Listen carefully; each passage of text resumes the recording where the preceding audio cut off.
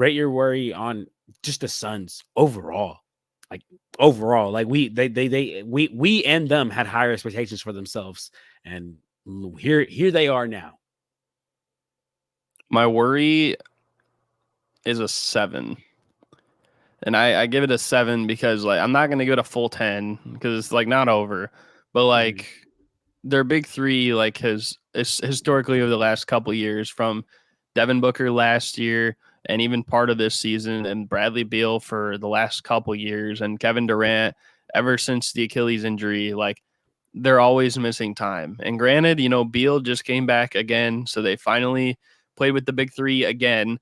But prior to that game against the Hornets the other night, like they'd only played 13 minutes together in over 2 months. 13 minutes in over 2 months. We thought it was bad with the Nets big three only playing 13 games together. 13 minutes?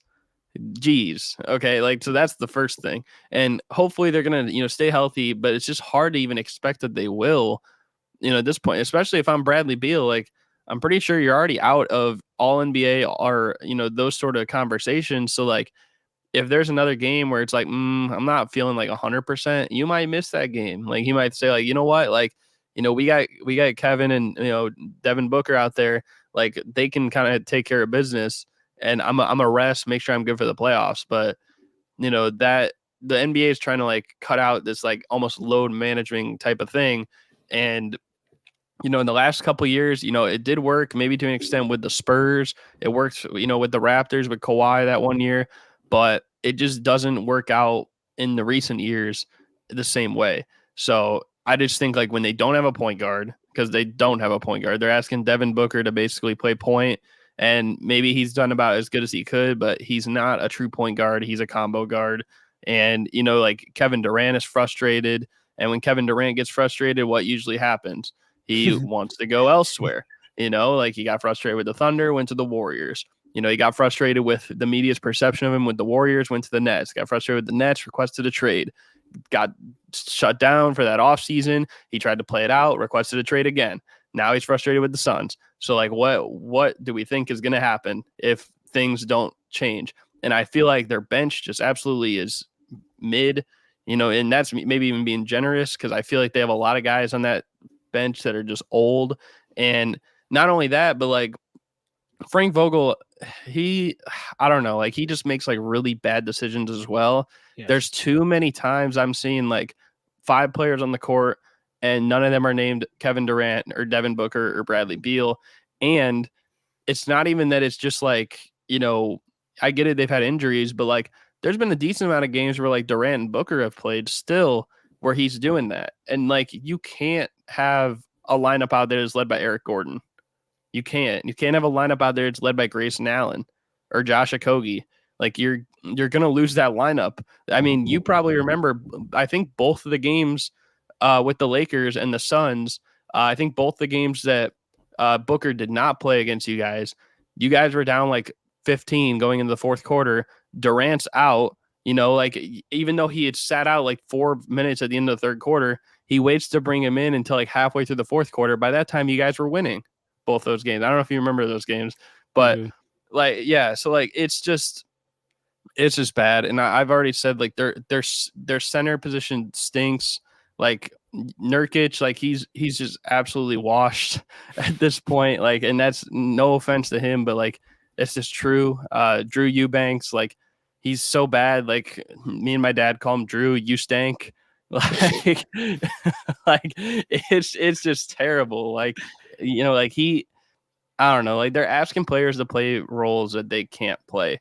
And they're not going to be a team that you can take seriously until they have a center that can defend and rebound consistently and a point guard that can actually run the show. And that's why, like, I know we didn't talk about him for like the making a move thing, but like, I think one person maybe the Suns should keep an eye on if there's really no options is like this situation with Ricky Rubio with the Cavs because he hasn't really even played this year. And he was comfortable when he was in Phoenix last time. He's played with Devin Booker.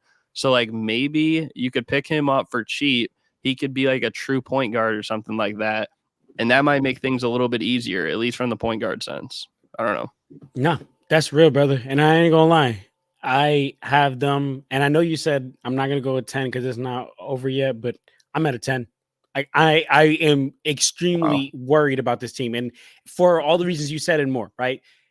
The Kevin Durant frustration, the no point guard, and forcing Devin Booker to be a point guard. I was listening to a podcast yesterday with I believe, yeah, it was Kevin Durant. It was the KG certified. It was Kevin Durant and Tyrese Halliburton, and they were talking, and he asked Tyrese Halliburton a little bit about like, oh, like how do you feel about that, like that two guard front, like when he was in the Kings and it was him, him and De'Aaron, like those are two guards running that 1 and 2. And he was talking about Tyrese Halliburton was basically saying like, I think that's solid and it's situational and depends on works on a team, but like I think that every team needs to have a point guard who's playmaking and getting other people going, and then you need to have a player in that two position who, once they get the ball, they're not thinking like, "Oh, I'm here to play make." No, I'm here to put buckets on you. And I think that's where Devin Booker is best used, right? Devin Booker can play, and like how you said, he can be point guard D book. It's great to see. I love to see the bandana. I mean, the headband he wears and whatnot is dope. I love point guard book, and he does a good job in it, but not what they had in mind. Because you bring in Kevin Durant, Bradley Beal, and Devin Booker into this team, you have one thing in mind, and that's raising that banner. It's not being mid, right? It's to raise the banner. And then another thing, right? We talk about the idea of the big three. They bought in the idea of this big three. So what were they willing to do? They were willing to sacrifice their bench depth because of the big three. They were like, wow, well, we have Kevin Durant, Devin Booker, Bradley Beal. But the issue is they have not played together. So you sacrifice your bench depth for something that just simply has not happened yet. And it has not happened just because Bradley Beal is just like, oh, sorry, y'all. Like, I'm mentally checked out. No, this guy's going through a back injury. Back injuries are so crucial and so in detrimental to a player's success, a player's development. So you sacrifice your bench, you sacrifice your depth for three stars that have not got to play together. And when they did get to play together against the Charlotte Hornets, they won. Congratulations. Kudos. Bradley Beal had 6 freaking points in 30 minutes. Okay. Like, I just think that there's so much wrong. Like how you said, the bench is terrible. Why? Because they gave up the bench for the big three idea. Who's not playing? They have a defensive minded coach. I know some people are going to think I'm hating this because I'm a Lakers fan, but Frank Vogel is not a good coach for an offensively built team. Frank Vogel help us win a championship in 2020. You know why? You said it earlier in the show. We were a defensive menace that year, man. It wasn't nobody messing with us on defense. And Frank Vogel is a defensive-minded coach. So it was very smart that you had a defensive-minded coach coaching defensive-minded players. The following year, when the Lakers just said, "Screw it, we're gonna totally move away from the formula that worked, and we're gonna become an offensive-minded team. We're gonna try to outscore teams." That's when they bought TA and Carmelo and all these players, and they were thinking they were gonna outscore teams, right? You were thinking you're going to outscore teams with a defensive-minded coach. Didn't work. Boom. He ends up getting sent out of there. Now he's in the Suns, where they're not a defensive-minded team. They don't have defensive-minded players, but they got a defensive-minded coach. This is literally a crash course waiting to happen. That's why I'm at a 10. Like, I know it may sound crazy because it's not over, but it's like I'm looking east, west, south, north, and I see no hope for them. I see no hope for them. Like, and even if you do get Bradley Beal back, even if you do, what are you gonna do? You're gonna do the same thing you did last season. Kevin Durant, 30-point game, 40-point game. Devin Booker, 30, 40-point game. Bradley Beal, 20, 30-point game. Still down by 30. Still down by 30. You know what I'm saying? So I'm worried. If I was a Suns fan, I'd be even more worried. Shout out my boy Dylan. He's my neighbor. He's a big Suns fan. I don't know why he's a Suns fan, but he is, and it's crazy.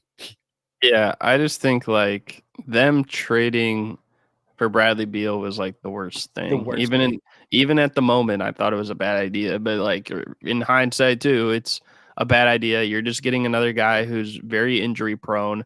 And if you think about it, like you were saying about Halliburton, like sometimes it works, but you need a guy usually who can play like a point guard and then the combo guard, like in that role. Well, Devin Booker is the best combo shooting guard on that team. And you already have Kevin Durant to play the small forward position. And if you're getting a true point guard, which none of those guys are, well, where does Bradley Beal's is there? He doesn't Yeah. really fit in or anything like that. And like you sacrificed a whole lot of depth for a guy who's not only that, but he's undersized really for his position. He's not really known as a defender, and the way he can create shots like almost feels redundant. Yeah, no, I that's why I'm out of 10. This is crazy for them, but